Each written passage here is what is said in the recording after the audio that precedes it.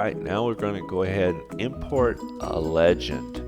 I remember the days of Plan Swift and some of the other softwares where you had to physically put them in. Okay, now what I'm going to do is go ahead and do a tree list. All right, so what we do is we go ahead and highlight the whole schedule, and then we're going to extract schedule. Okay, and when I highlighted, I used the left mouse and just drug it over, keeping the left mouse down. I'm sure you know that, but sometimes it's good to say. So while it's sitting there going, okay, is this what we want to count? We can look at this here and go, yes, this is it. We have the sizes, we have everything we need, and now we are ready to do some takeoffs. Okay, so I have my little tab here closed. But you can see we have all the plants that we looked at. Now let's go ahead and do the planting schedule.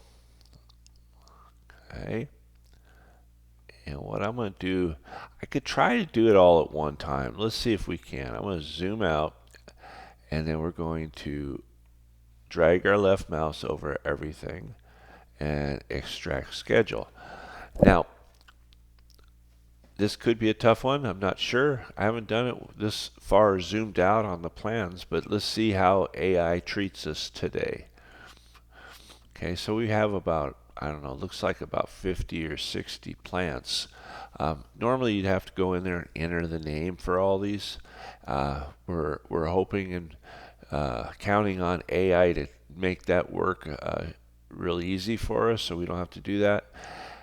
All right. Let's give it a second and see how long it takes. It's still working. Meanwhile, I have a sip of coffee.